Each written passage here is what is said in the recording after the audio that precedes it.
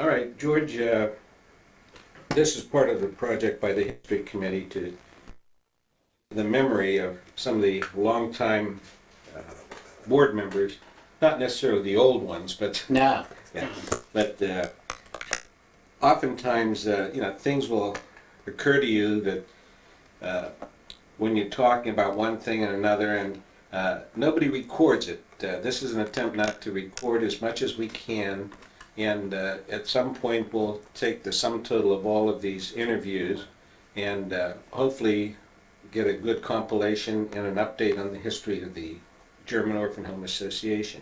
Good. What was your first encounter with the German Orphan Home and when?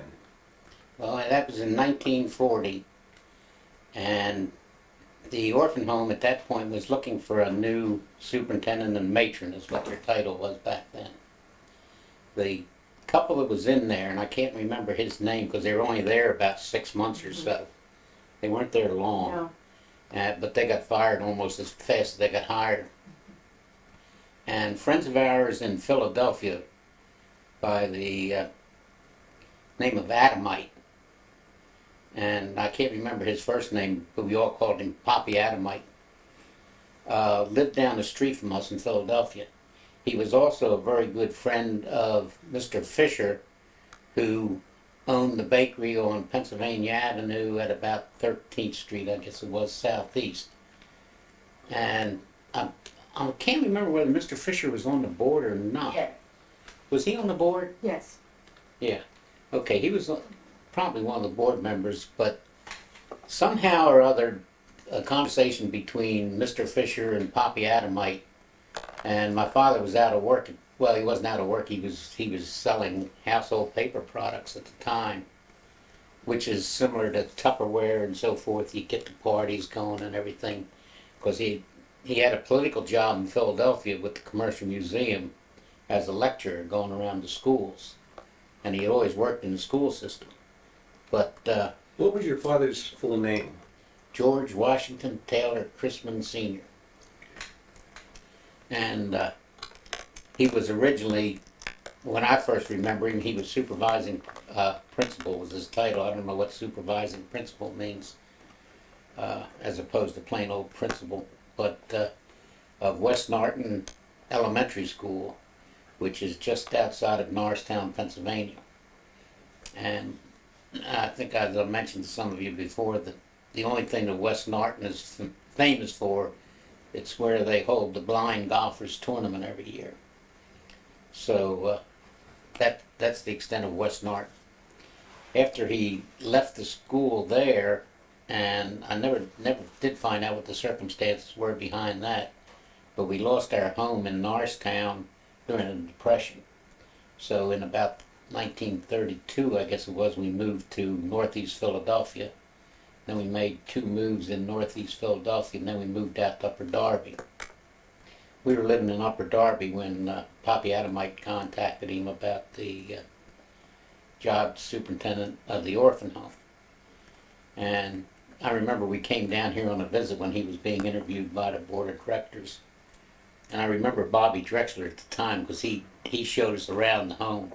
Right. And he had his head completely shaved, and he was... George, going back to the Oh. Adamites Yeah. and the connection there, that was initiated solely because of your father's position as a supervising principal, or was there a German connection at all? No, there was no German connection that I know of. Although my father is Pennsylvania Dutch. Now, what Pennsylvania Dutch means, I'm not quite sure. Okay. But he descended from 4 brothers who came over in the 1700s, I think it was. We have the whole family tree back there. And so he was Pennsylvania Dutch. My mother was half English and half German. Her father was from England, John Whitaker, and her mother, Catherine Geimer, was from Germany. So I'm 1/3 German and 2/3 Pennsylvania Dutch with her. So the main connection emanated from your father's professional Doing, qualifications. dealing with children all his life, yeah. Okay. And so we came down, were interviewed, and he was hired, and we moved down here, and I think it was in August of 1940. We moved here, and they took over Mom and Pop, and we also, What was your mother's name? Beatrice Whitaker Chrisman. And also along with us was Eleanor Whitaker, my mother's sister, and she took care of a lot of the books and so forth there at the orphan home, and also acted as a counselor there at the orphan home. When we first came in, there was, I'd say approximately, there was somewhere between 20 and 30 children, I guess. And Mom took over most of it, and Mom ran the operation. She was the power behind the throne most of the time. And one thing, Did she have any background in children other than being a mother? no. Okay. No, this was something kind of new to her. George, how old were you when you moved in there? I was just going into the 10th grade. I just graduated from what they called junior high school up there.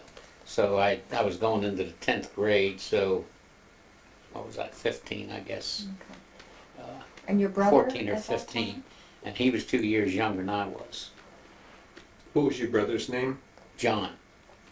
And he still lives in Clinton, Maryland. When they first took over, it was interesting because they changed things there at the home almost immediately. And one story I remember, Mary Catherine Plunkett was in the kitchen one day, and she was eating butter by the spoonful.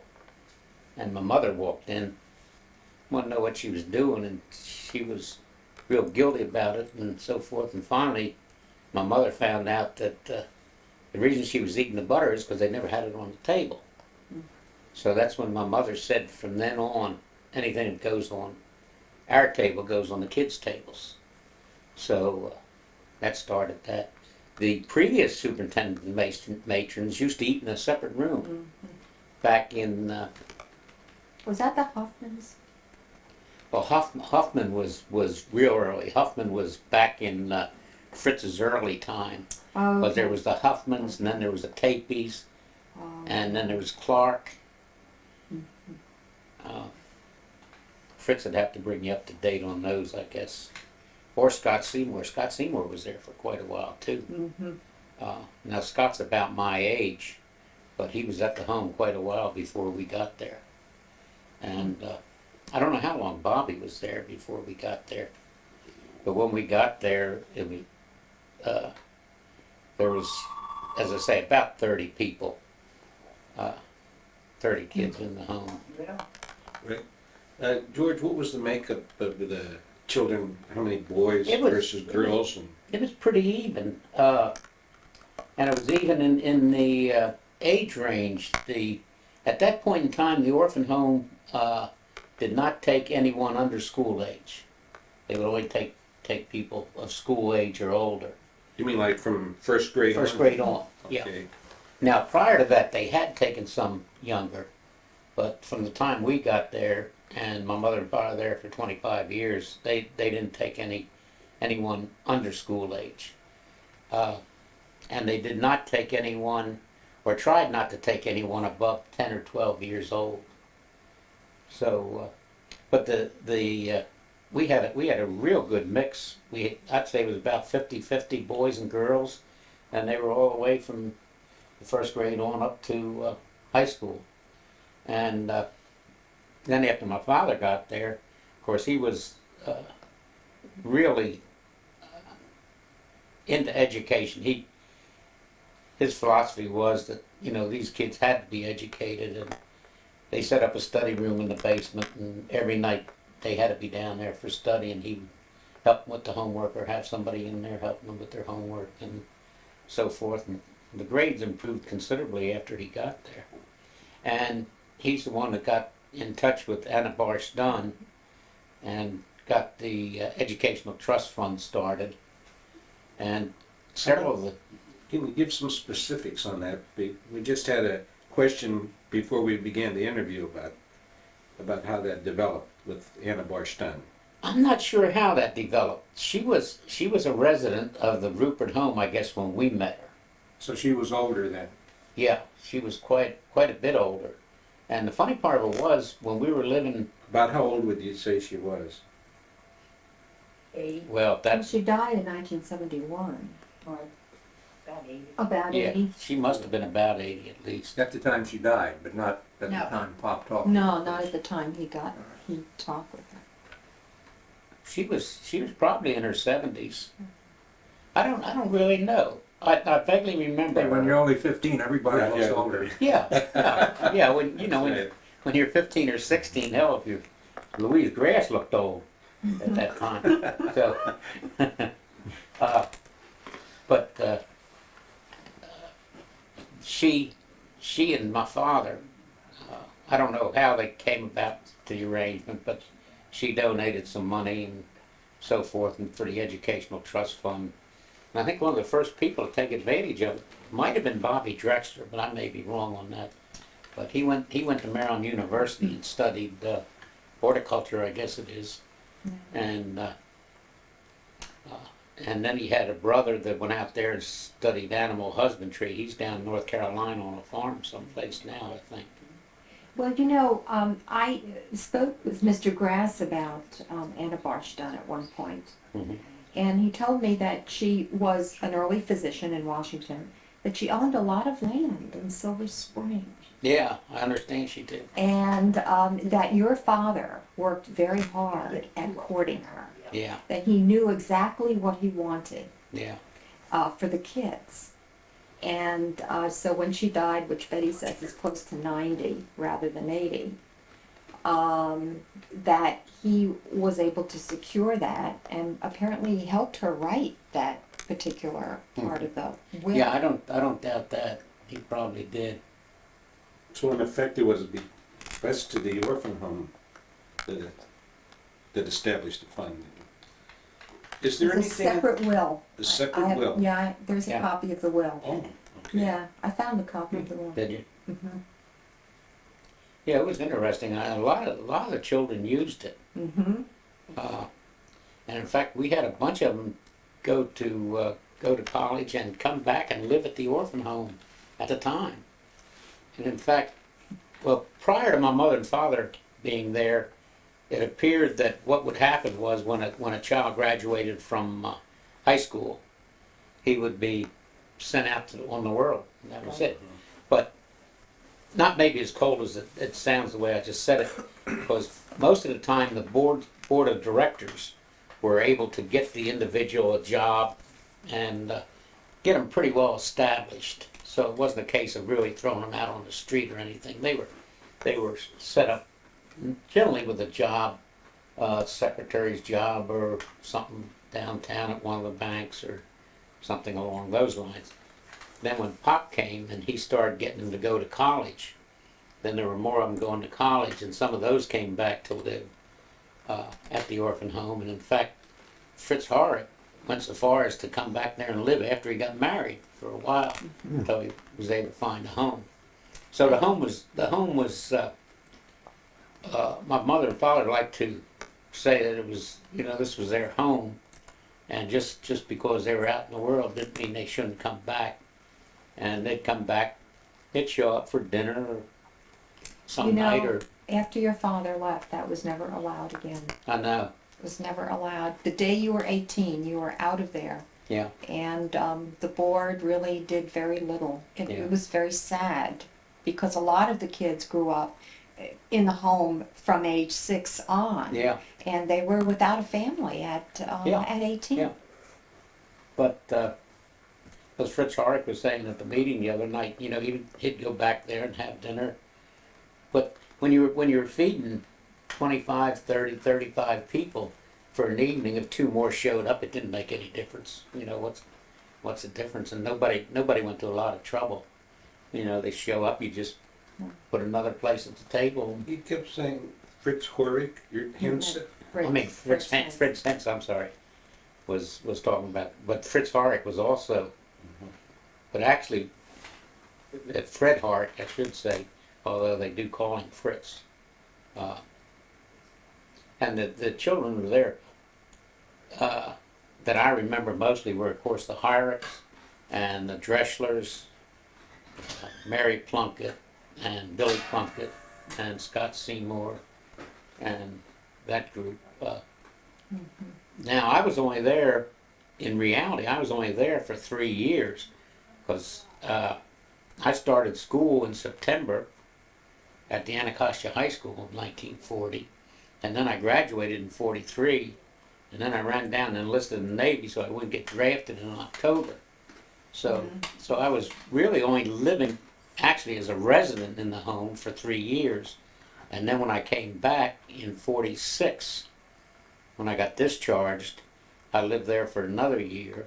And then I got married and we moved into the apartments which were behind the orphan home, which were built on land that the orphan home had sold to Sam Hyde, I believe it was. That Sam White? Sam, yeah, who built Washingtonian. Yeah. Yeah, Okay. yeah. He built those apartments, and I often wondered who Sam Ike was when I drive home on 270. It's always Sam Ike Highway. yeah. Okay. Well, he was a neat guy. I was while I was in high school, I was working at the Camel's Hardware store at 13th and Good Hope Road, and then at night I'd go back and I was night watchman on the apartment development while they were building it. Now, George, when your parents lived in one of the apartments, and you lived with them in the apartment, or did you live in? No, I lived in the home. My brother and I had a small room right next to the boys' dormitory, and then when I came back out of the Navy, then I lived up on the 3rd floor, where my aunt and the cook lived. So I moved on George, there. did you have to abide by the same rules? Oh Your yeah, father, the same Yeah. rules for you and your yeah, brother yeah, as for the kids? yeah. If we went out someplace, we had to be back the same time they had to be back. And You studied together with the kids too? studied together with the kids. Yeah, it's all the same. Because my father's philosophy, and it was absolutely correct. You know, if we were allowed to do anything different, it would just create a turmoil around there. So it was a case where, you know, whatever their rules were, our rules were. So You know, one gets the feeling that it was actually the golden age for the German orphan home when yeah, your it parents was. were there. It was. Everything was going along real well. And because of your father, because we have that booklet of his concerns Yeah, and his work with the board, and he gave a superintendent's report yeah. each time, and he had really high expectations of the board. Oh And one yeah. got the feeling that the board was old and didn't want to do some things, Oh, yeah. but your father was really right there. Yeah, yeah. Oh, he'd come out of those board meetings so mad sometimes, you know. He'd want something in the board. Board was always crying poor mouth. You know, it was typical of the day, I guess. If he'd have had it his way, he'd have spent all the money, you know, that was available. And so they had to use some restraint, I guess, on him. What was the principal source of income for the home at that point? The endowment fund, that was almost it 100%. Although we had fundraisers, and one of them was on the May 30th. We had a festival, and on Labor Day we had a festival. And then sometime, and I can't remember when it was, we used to have a sauerbraten and potato dumpling dinner. And that was always well received. We always had big crowds at it, and that was interesting because when they'd marinate that beef, the home would smell like sour beef for, you know, days on end. By the Pretty pungent by the odor. time dinner got there, you were so hungry, God, you could have eaten the table. Another thing we used to do up there, we used to butcher our own cattle and, or not cattle, pigs. He would never let us butcher one of the calves. He'd send them out to be butchered. I don't know why, what's the difference between a calf and a pig, although I guess a calf looks cuter and so forth. So, but we used to have the, trying to think of the guy's name that used to come in there. Emil. Great big butcher, huge man. Come in there, we'd butcher the hogs, and After you got married and moved out of the home, did you continue to stay in touch with the home? Or how did you, or when did you well, of course, become yeah, involved again? we got married in '46. Mhm. 40. Yeah, 46. Betty's laughing Yeah, over I there. know Is that she right, is. Betty? 46. Well, that's right, it's 50 years this year. Yeah, we got married in '46, and of course, my mother and father were still at the orphan home until '65, I think it was. Mhm. So, consequently, we were still there at the home. George, did they off and on. leave before the move to, Yeah, oh, they did? they left coincident with the move. Okay, because they- the home was dedicated in 1966, this new one. Yeah. They never set foot officially as an employee in the new home. Okay. But I don't think anyone else took over at the old home. I think it was a case of that when the home moved, they left. Okay. And then it was Osier, right? There he is. After your father, it was Osier. No, Ozer never really had. He was Well- superintendent. He was, huh? He was Was he? superintendent, Yeah. right? I didn't think he ever had. Yeah, that Carl official Knobloch Yeah. had quite a few words about that. Yeah, we had to deal with Ozer at the Yeah. new home, I remember. But Yeah. Not at, Yeah. Well, he had, as it turned, well, I replaced Ozer on the board. And that was a case where the board did not re-elect him as a member, or I forget how it happened, but anyway, I replaced Ozer on the board because I remember him stomping out of the home that day, and I didn't realize what was coming off. when was that, George? You remember? Nope. I have no idea. We'll have to go back. I've been there since '72, and I think it was before then. Yeah. because I was never exposed to that. Yeah. Must So have been it's- around 66, because I was there in 70, and you were already on the board, and Mrs. Rode was there then, Yeah. so. But he ended up shortly thereafter with a tumor on the brain or something. I think it was, and finally killed him. So that they attributed a lot of his actions to the fact that he had that brain tumor. But he evidently had gotten pretty obnoxious with the board there on several occasions about several things that were going on. I think Mr. Grass told me he almost resigned because of OSHA. I wouldn't doubt it. He made a lot of enemies while he was there. That was a shame because he was a resident of the orphan home, at one time back in the early 1900s. And he was dedicated. He really would work. It was just that a lot of stuff was misguided. Well, and some of the young men who are now older told me that he used to beat the kids. But he was, I never heard that one. yeah. But, Mm-hmm. So that's how you got on the board then? that's how I got on the board. And of course, when Pop retired, he moved down to Virginia, down to Stafford County, down to King George. And he still came up to the orphan home quite a bit. He'd make stops up there. Even when you were there, I think he used to come up occasionally, didn't he? Mm-hmm. Yeah. And just come up and talk to the kids and see everybody and so forth. Hey, George. Fritz talks about how they used to climb out the windows at night. Remember when we had that reunion and all the girls, all of your friends were around? They talked about how it didn't matter who was there.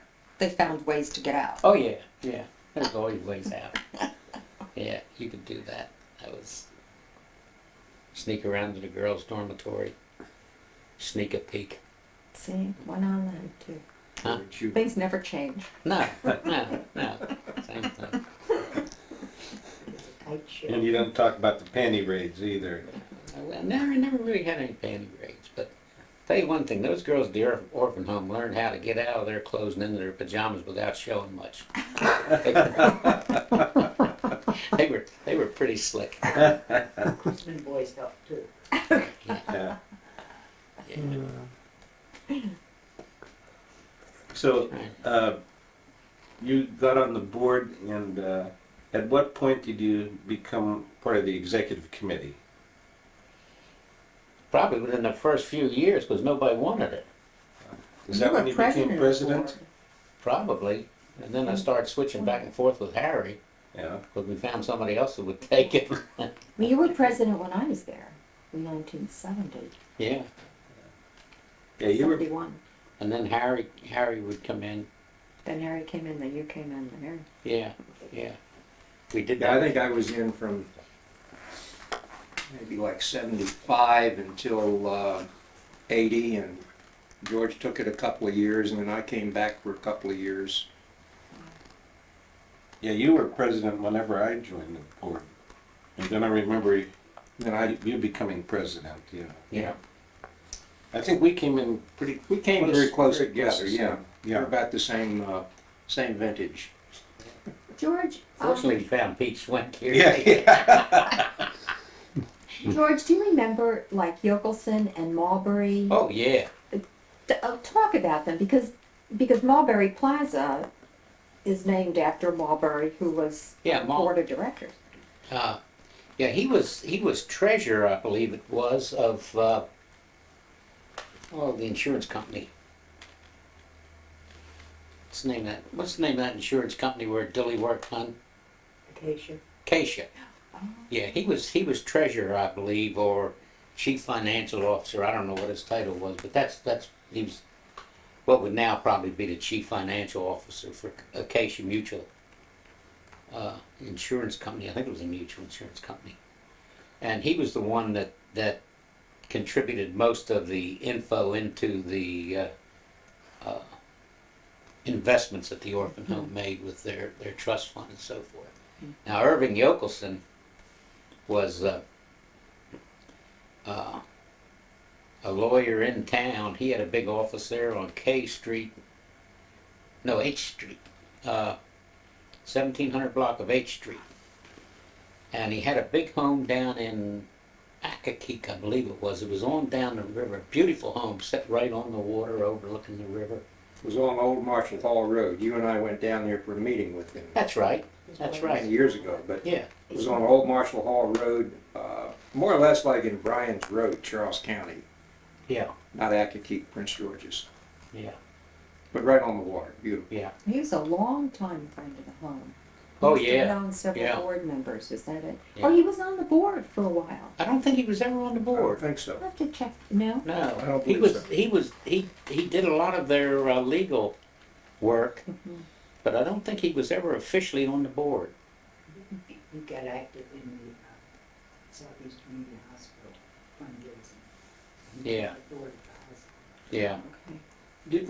Okay. Didn't he also do tax returns? He may have. You know, 'cause I think he did some work for some of the German clubs Could on be. a regular basis. Yeah. Yeah.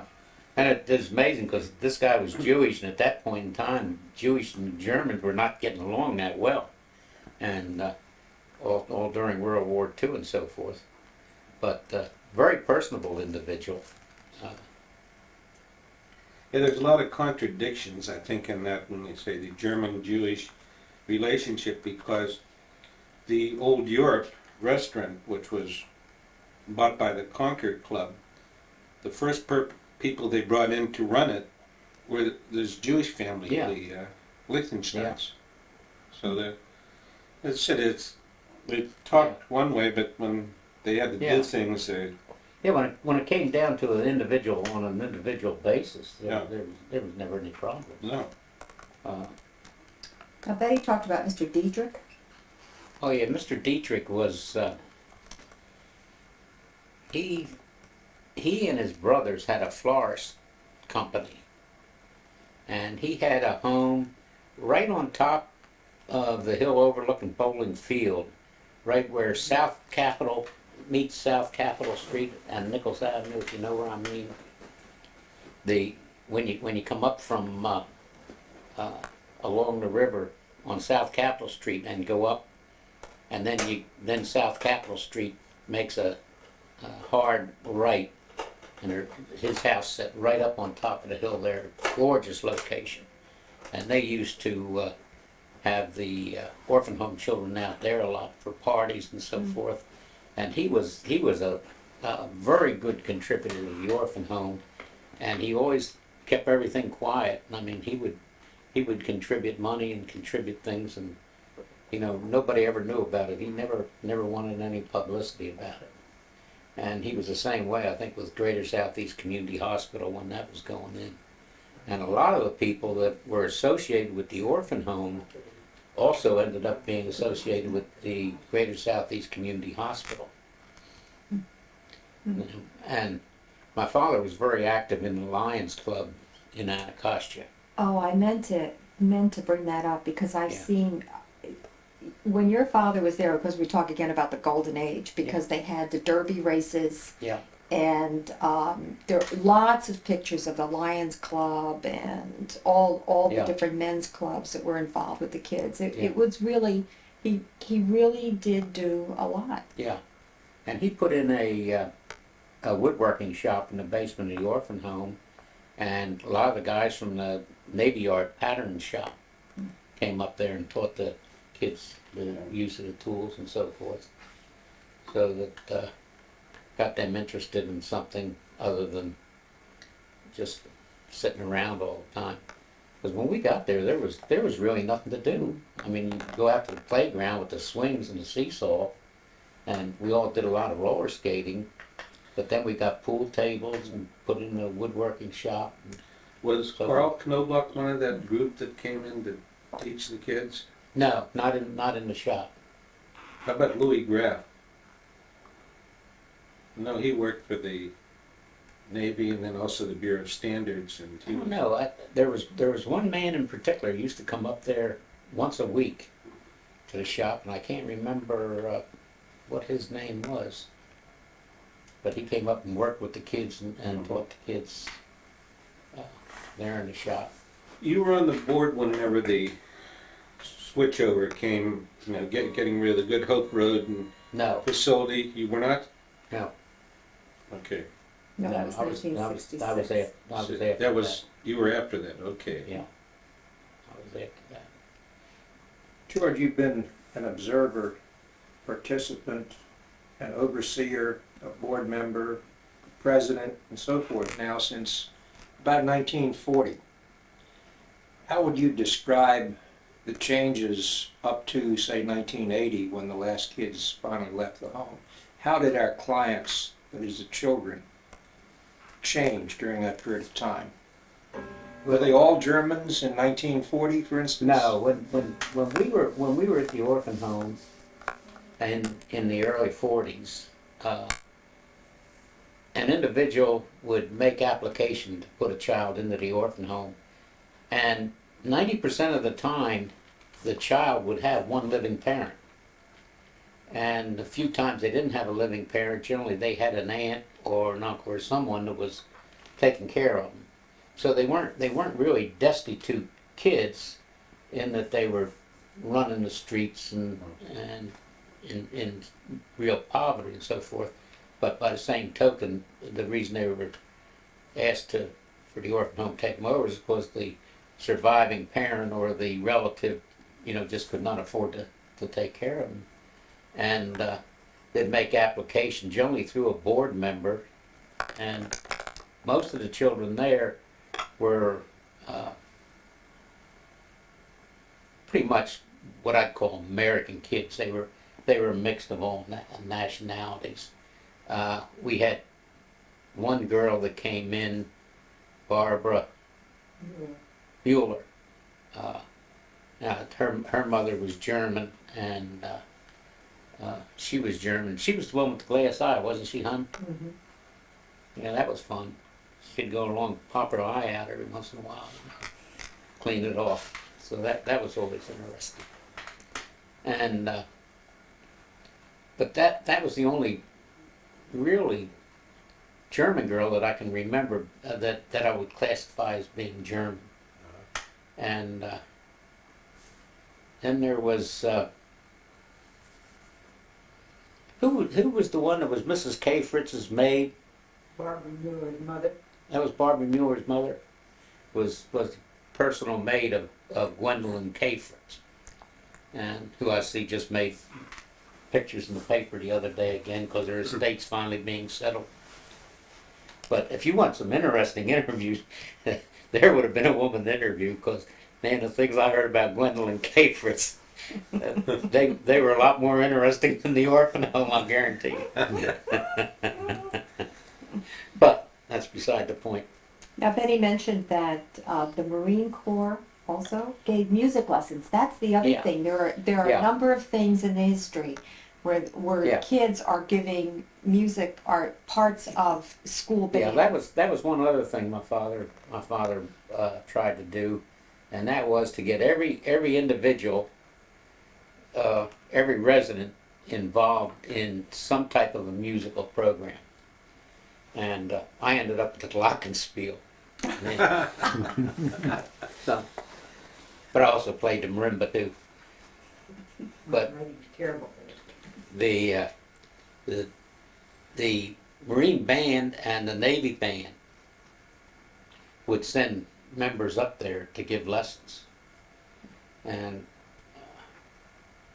so most of the kids up there at one time or another played some kind of a musical instrument. As I say, I was on the marimba and the glockenspiel, and my brother was on the trombone, and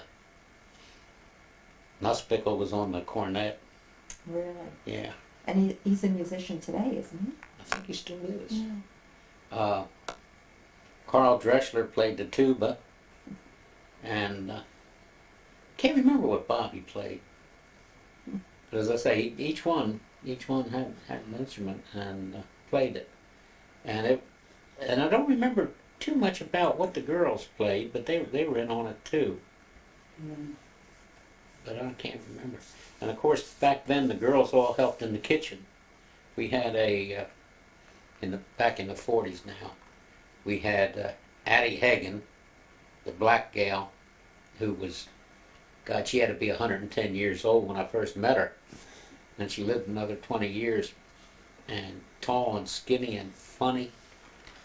God, we used to give her a fit, and she'd give us a fit right back. But one of the nicest people going.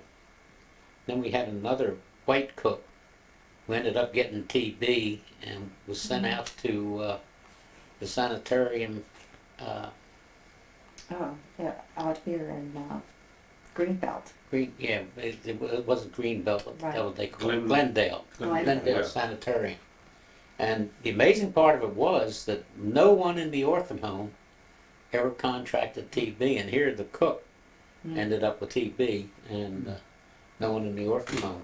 Another thing my mother was proud of was none of the girls in the orphan home ever got pregnant while she was there. 25 years without a pregnancy.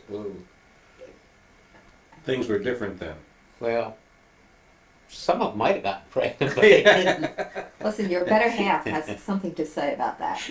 What were you going to say, From a Betty? woman's perspective of how the house was run. Ah.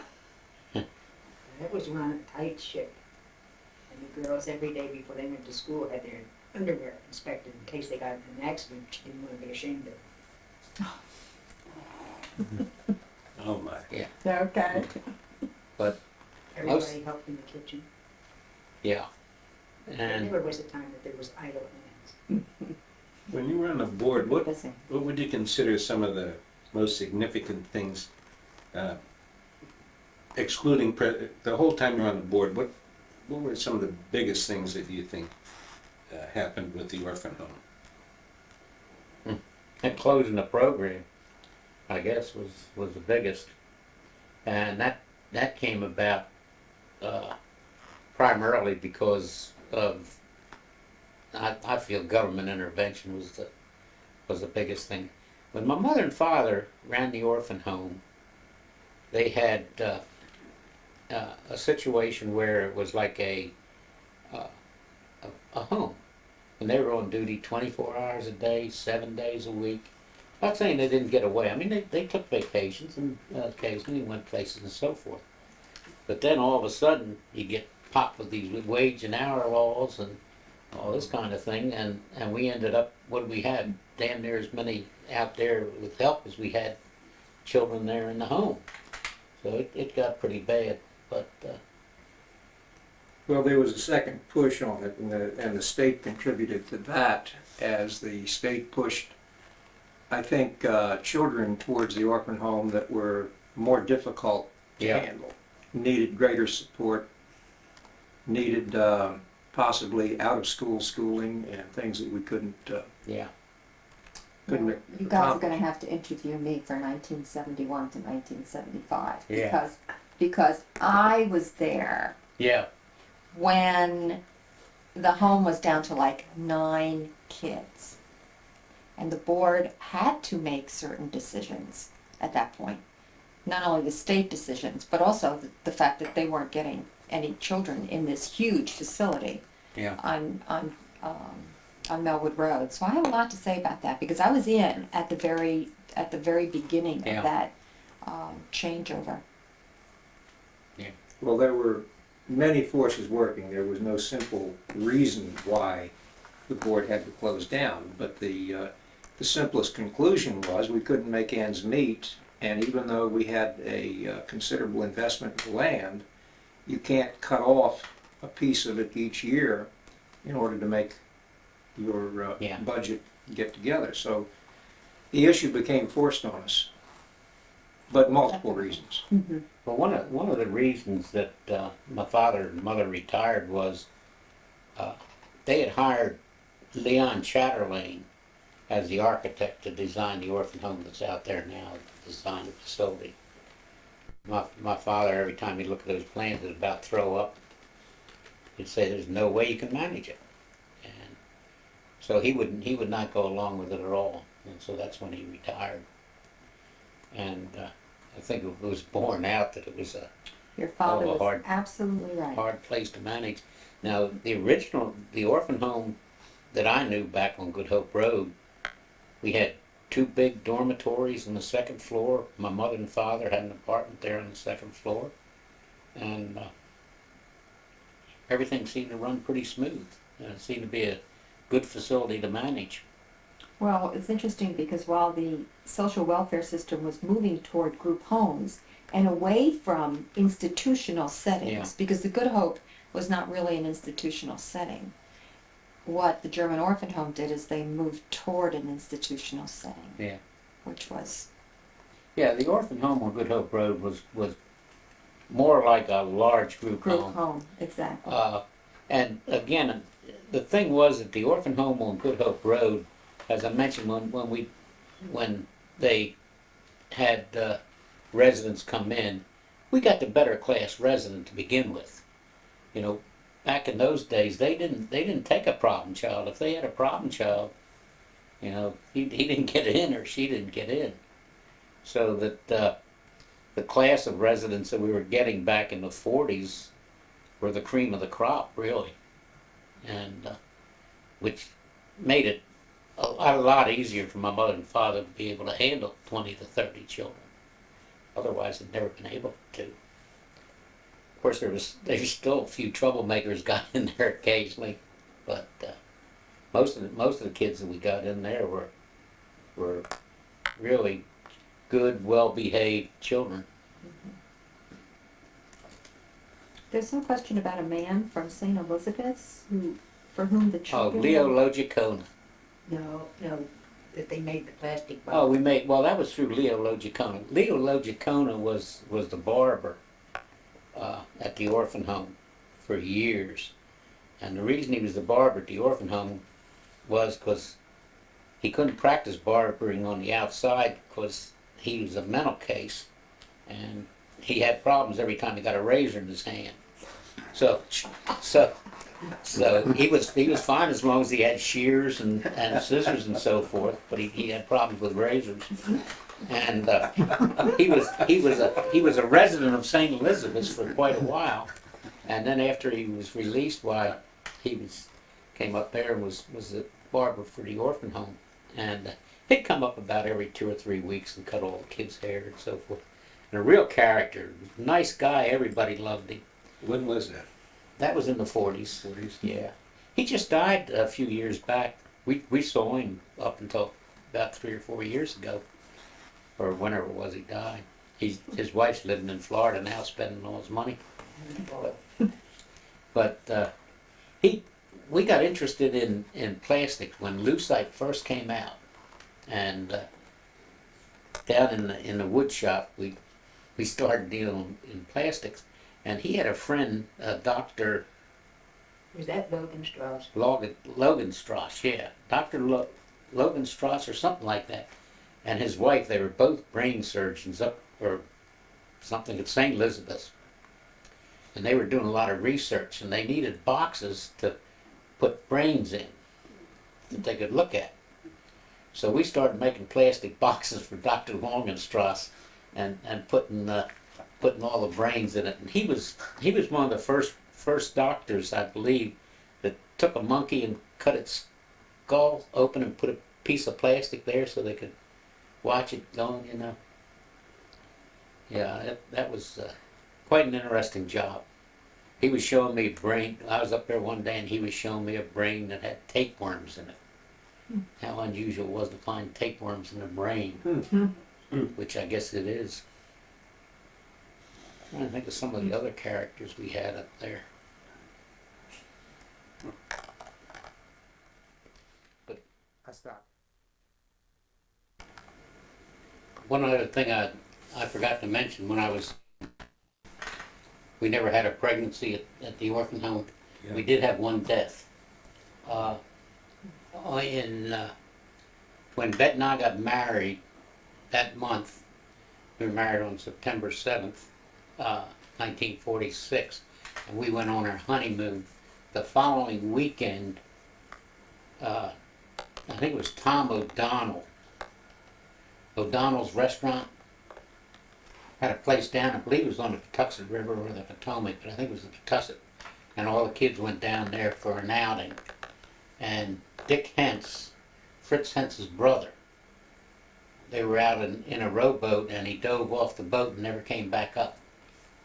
And it took them about 3 days to locate the body, and they finally brought in, which I don't think they do anymore, because they've got scuba equipment and so forth, but they brought in some type of blasting equipment, and they set off blasts underwater, and I don't know what that does, but it brought the body up. Yeah.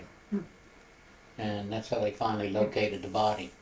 But that was, as far as I know, that was the only death we ever had of a resident in the orphan home. What about, did they die in the home, or was the one that committed suicide? Oh, that was a home boy who had left the home. Oh, he was out of Yeah. the He was home. 19. Yeah. Yeah, what was his name? Ray Jenkins. Yeah, that's it. George, what was the role of the different auxiliary organizations, the Happiness Club and yeah. Women's Committee and so forth? Yeah, we had the Happiness Club, which took the kids out on outings. For instance, we used to come down to the Smucks house down here and have picnics and outings and games and so forth. And they'd take them out on various places, take them out to Glen Echo, things like that. Then there was the Women's Committee. I can't remember what there was two women's organizations, and one of them had to do with the sewing and providing sheets and stuff like that. And the other one, what were the names of the two committees? Do you remember? The Women's Committee and the Happiness Club. The Happiness Club was. Yeah, but no, Yeah, there were the two old women's woman- committees. Right, then they merged Yeah, it after a became the while. women's But I think committee. you're right, it was some sort of a sewing Yeah. group, and, Yeah, When did the the other- Happiness Club come about and how did this? it was in existence when we got here. And there were quite a few people from the insurance company that were in the Happiness Club. I don't know whether there was any significance to that or not. actually, we have a fair amount of that history. Maurice Strobel was the. Yeah, She Maurice, was one of the originals, and Mr. Grass. yeah, Mr. Grass and who's the Carla? Opera House. Ockershausen. Ockerhausen, Yeah. right. She was one of the originals, and she gave me all of the information from Yeah. the Happiness Club. Frida, She kept Frida and everything. Carla. Yeah, 1939. Yeah, Frida and Carla were there when my mother and father got there. I remember them, and I think Bill Zimmerman was president of the board at that time, and he was followed probably by Schneider, and then Bill Grass started to get into the picture there a little later on too, and oh, one other character we used to have come up to the home was just had the name Jimmy Lake, the mayor of 9th Street. I don't know if any of you ever heard the name or remember who I he was. remember the name Jimmy Lake, and he had the arena. Yep. He announced all introduced the fighters at the Right. prize They fights. did a biography, short bio on him in the Post, not, what, a year or two ago? Did they? No, I Yeah, didn't see that. when you said the mayor of 9th Street, Yeah. that's what Yeah. rang the bell for me. I think he owned the Gaiety Theater and some other things up there. And He was recruited by your father? I don't know how he got involved. I think it was probably my mother. Yeah. Because She he, loved men. yeah, my mother loved men, no doubt about that. And she was the one I think that kept him coming up there. He used to drive up in these big black Cadillacs with 2 or 3 bodyguards, you know. And I don't know what he ever did when he came up there, but you know, He he, came to visit your mother. yeah, he'd come up and visit and they'd yak. My mother'd sit down and play honky tonk on the piano and just entertain the troops. So, but another time, we used to have quite a few celebrities come up. We had Pat Nixon came up there. That was one my father was really crazy about. Pat Nixon. She was up there several times, and he was really impressed with Pat Nixon. And then we had Cisco Kid and Poncho. You remember Cisco Oh, yeah. Kid and Poncho? They came up and visited us one time. That was after I had left, because Paul, I mean, we have pictures with Cisco holding their son. Yeah, because that Cisco Kid was a product of television. Yeah, Mhm. yeah, Television didn't come in until really the late 40s yeah, as a medium that a lot of people, yeah. The first time I saw Recognize. television was before your time, Marge. Right. Yeah. I don't remember that at all. first time I saw television was about in the late 40s, I guess, down at the Hamilton Hotel, and they were demonstrating it and showing the pictures. And I remember the thing I looked at was a Chesapeake Bay retriever, which they were throwing sticks out in the water, and going out and getting, you know, on television, big deal. And Not nicer than what's on there now. yeah, shortly thereafter we bought a 7-inch Magnavox, was it? Mhm. 7-inch television screen about that big on it. It had about 10 neighbors in watching Ed Sullivan's show on this tiny little screen. Getting back to Harry's question on the Ladies Society and all that, how did they work with the home? Did they deal directly with your father? Did they deal with They- the board or what? They did both. They dealt primarily with my father, but they also had a representative, I believe, that would attend the board meetings. And of course, the women when we had the sauerkraut and potato dumpling dinners and the Labor Day and the May Day affairs, they were always up there working, preparing the food and so forth. And they the they would provide all of the help for any of these dinners and so forth. But then again, the girls at the orphan home would also pitch in and work there too. And Louise Grass used to be working out in the kitchen back then too. But that was 50 years ago. Well, I can remember walking in the orphan home in the morning that they're going to have an affair at 6 o'clock in the morning, and Mrs. Dietrich's there yelling because the potatoes aren't peeled. Yeah. Yeah, Dietrichs were big workers at the orphan home back then. What other names? I'm trying to think of some other names back then. Dr. Becker, the dentist, Dr. Fagan, Dr. Fagan, and he took care of all the kids. yeah, Were those regularly scheduled visits by the dentist or doctor, or did they just go when they had to?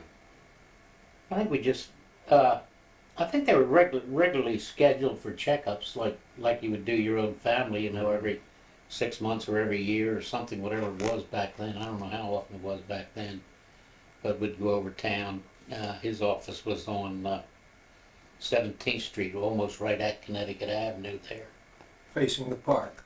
Yeah. I sat in his chair many times. Oh, did you? He was the relative, Oh, was he? Who was the relative? George Becker, Oh, yeah. the dentist. Yeah, I sat in his chair many times. He's probably still carry a filling or two put in by Becker back in Yeah, the 1940s. Remember, it runs the chair. Yeah. And then the kids went to church at the First Evangelical and Reformed Church over at, what was it, 13th and Monroe or 11th and Monroe? 13th and Monroe. I thought they went No, down 11. there. I thought they went down there off of Minnesota Avenue. That was after we left, when we were first going there. But then after we left the home, I don't know what broke up the association with the First Evangelical and Reformed, but then they started going to the Baptist Church at 22nd and Minnesota Avenue.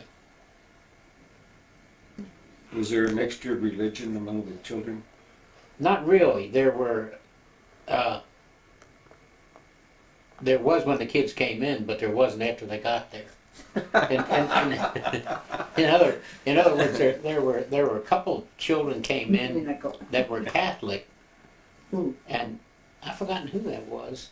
And they wanted the parent or the guardian who was putting them in wanted them to continue in the Catholic Church, and my mother and father at the time said, "No way, we don't have anything against Catholicism, but we can't be running two operations."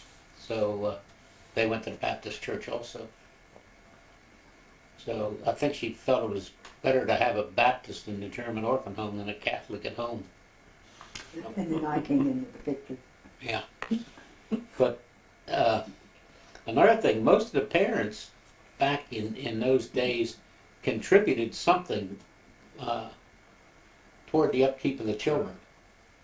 And it was the board would look into the financial situation of the parents or guardians, generally the parent, and determine how much the parent should be able to pay per month. And maybe it was only $10 a month or something, but most of them paid something. Although it's never enough to provide for the child, but at least there was something coming in. And then of course we got bequests. There were bequests coming in quite frequently. The biggest one, of course, was I guess Christian Harick when he left $100,000 to the home. Did your father, well, you had mentioned earlier, your father had worked with Dr. Dunn and her will. Yeah. Did he do some of that with other people too? I don't believe so. Or it was mainly the board? Yeah, not to my knowledge. Mm-hmm. The board was continually, reminding people to remember them in their will, but not too many people did. And after the home moved, it dropped off considerably. I think the last bequest that I can remember, I was still president, so that takes it back 8 years maybe. Yeah. Somebody had us, had the orphan home in its will. Yeah, so it hasn't been too much of an income from that type of situation.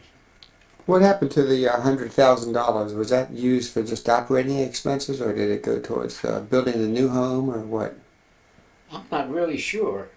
That was before the new home was even in the picture. I think a lot of it was used for renovating the old home at the time and tearing down the original home. So when was that 100,000? The 40s, 50s, or 30s, or what? Was that right before or right after we got there?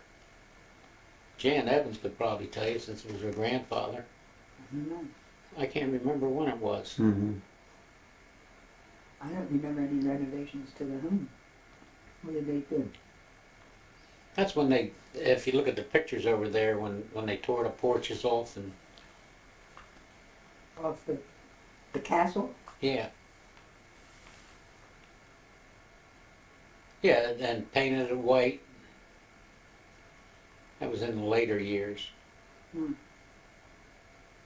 Because it wasn't too long after they did that renovation that they sold out and moved out to Upper Marlboro. What made them, why did they make that decision? What was the reason? I think the rationale was that the land was just so valuable there on Good Hope Road, and they were made such a good offer that they decided to do it. Did you not have some problems with the fire safety of the old place too, with the open center hallway I and don't so think forth? so, because we had a sprinkler system in there. You did? Yeah, Uh-huh. and that damn thing when my father would do the laundry, every once in a while we had gas-fired dryer. It was big enough you could put people in the damn thing, you know, these big things. And every once in a while that thing would run amok and set that damn sprinkler off. And that was one of those ones that was under pressure. And when that son of a bitch got loose, man, I mean, everything got wet. I mean, and they had, in the basement, we had a big setup of a compressor that kept constant pressure on the line, but no water in it. But whenever one of those fire sensors or things would melt and open that valve, then the water would rush in. And boy, it would soak everything, and in a hurry. Well, you got to get down there and start throwing valves as fast as you possibly could. You'd be flooded. Yeah, I did not remember the sprinkler system, but I could remember being over there as a young adult on occasion Well, we probably in the had big some of center that. hallway and Yeah. what have you, that it went up several floors. Did it not? We had no. It was gigantic No, open space. no, it was just we had about 15-foot ceilings. Yeah, but it also had a big open That's center up to the second floor, didn't it? right off of the dining room. Yes. Yes. No way. Yes. No way. You walk out the dining room door and there's a set of stairs right there. Set of stairs went up. Yeah. That's what he thought. But they had no doors. Oh No. no. They Oh, were oh a yeah. constant Yeah. vertical. I thought you open meant vertical I thought you flue. meant the roof or the ceiling of the hall was high. No, they had two. They had one in the front and one in the rear.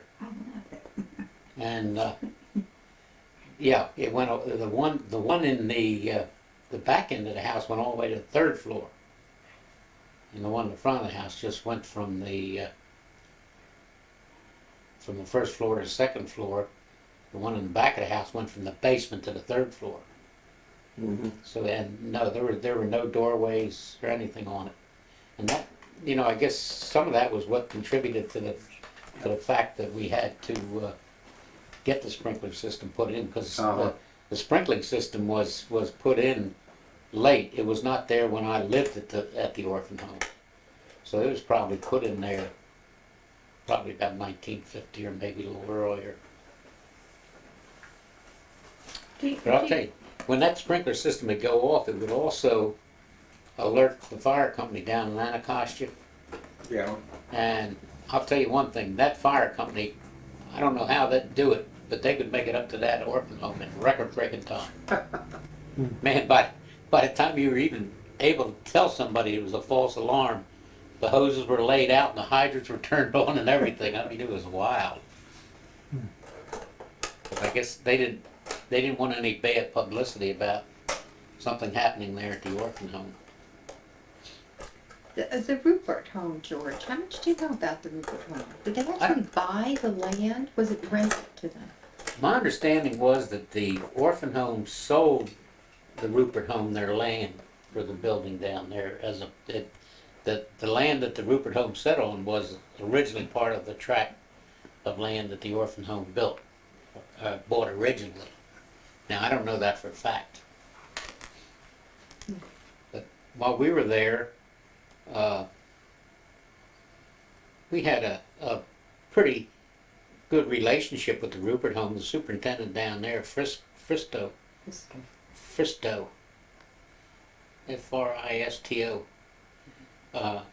He and his wife were the superintendent and matron down there.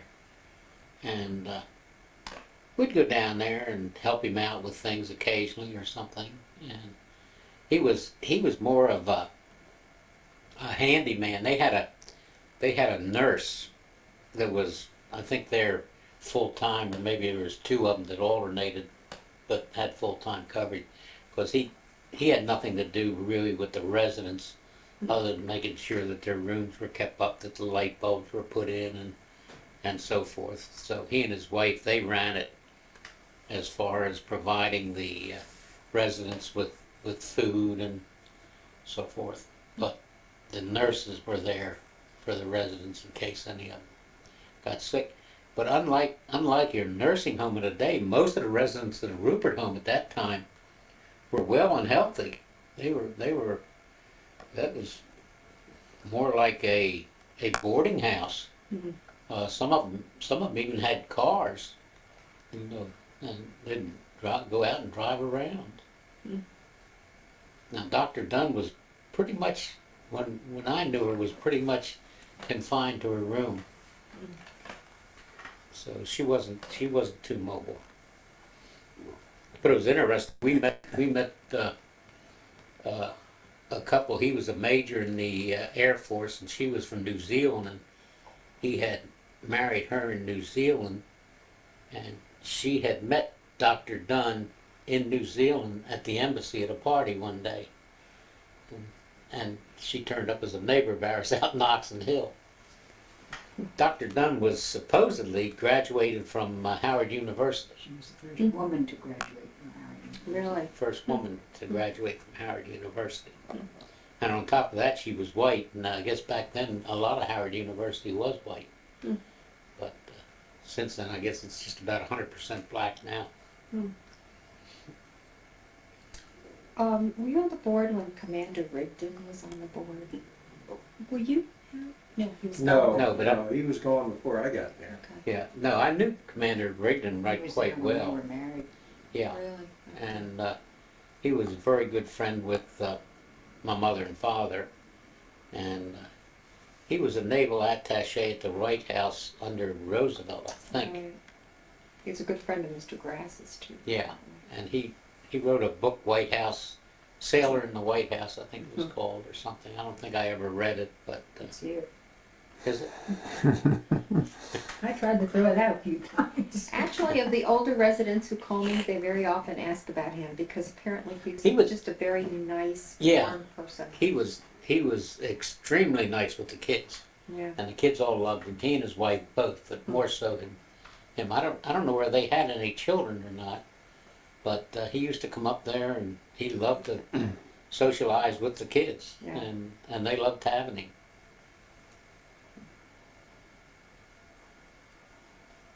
I can't think of anything else. Well,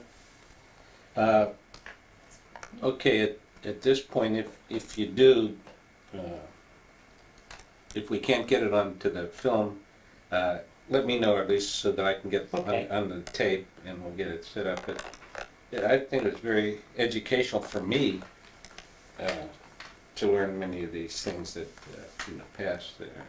I've always heard you alluding to them in your escapades and so forth, but now it's all out in the open. Okay, George, this is the second interview that the history committee's Oh, good. completed now, so we have some more to go. Well, didn't you have something to say, Betty, regarding the women's stand viewpoint Oh. of the when George's dad was running the place? Yeah, yes, I just think that your mother ran a very, very tight ship.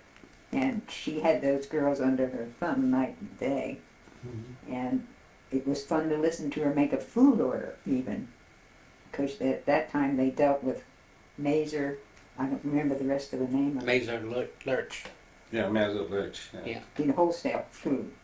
And she'd get on that phone and order meat, and by the time she got through bartering, I guess the guy wished she never called. She got food from the bakery, donated to the home, Yeah. and there was government surplus. I can remember the big wheels Oh, yeah. of cheese Cheese, that we would come in. used to get stuff government surplus. Man, they'd send us wheels of cheese. We couldn't eat that cheese in 20 years. And you know. butter. And it's illegal to give it away, Right. but we did. God, you had to do something with it. So, I don't know whether they still have those programs going or not. Yeah, Really? food surplus.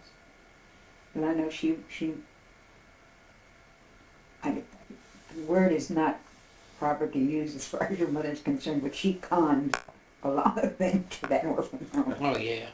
She could wheel and deal. Well, that's how you make budgets. And that may be one of the attributes that we had less of as we got to the closing years. Yeah. And the Yeah, girls got inspected every morning before they went to school, so that in case they were in an accident, then she wouldn't be ashamed of them if they didn't have clean underwear on. And everybody had to be home when school was over. You didn't dilly-dally. I mean, you all came up, I can see them coming up the road, see them coming up the road. Yeah. Yeah, because we walked to school down in Costume. And And the whole everybody. group would come up the driveway. Sounds like she was a dynamic, happy woman. Okay, this is the original orphan home as it was first built back in the 1800s. And then this is the orphan home as I knew it when we got there in 1940. Now at that time both these structures were in existence, and then later on they tore down this one and left just a cement pad there where that building was. This was the home as it looked. They'd taken the porches off and had renovated the building to some extent, and this was just before they moved out to Upper Marlborough and built the existing building there. This is a little better shot of the building on Good Hope Road. You can see the old building still there right here in this corner. And as you can see, we had 20 to 30 children there most of the time. I think the building itself was indicated 27 was supposed to be the limit, if I'm not mistaken, but we had up to 30, 32. Are you one of these children here? I'm not sure. I'd have to get a magnifying glass and really look at it. Well, we'll just scan it real quick here just for a second. The best we can.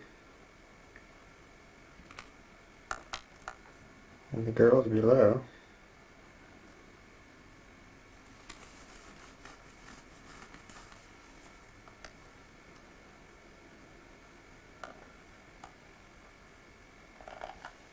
Okay, this is, as I mentioned before, all the kids took music lessons, and this was the band we had up there. And I recognize several of them there. Georgie Drexler, there in the corner, and my brother on the trombone. And given a little closer inspection, I probably recognize the rest of them. This was evidently about 1945.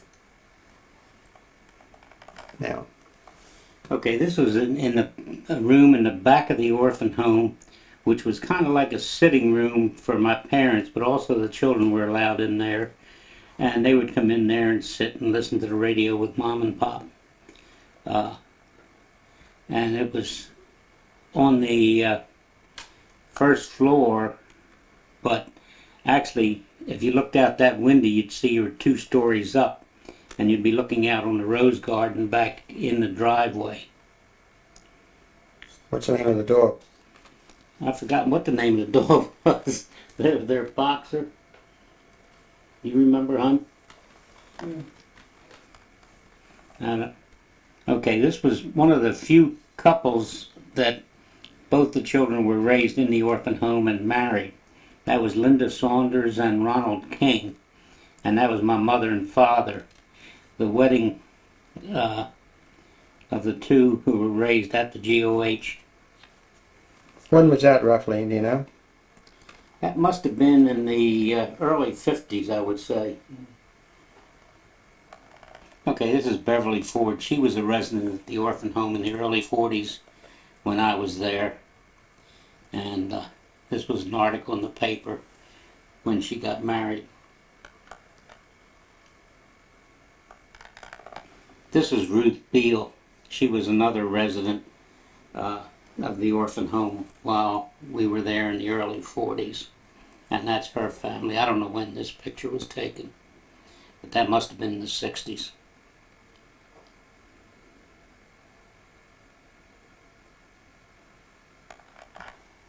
And this is me as a cadet at Anacostia High School. And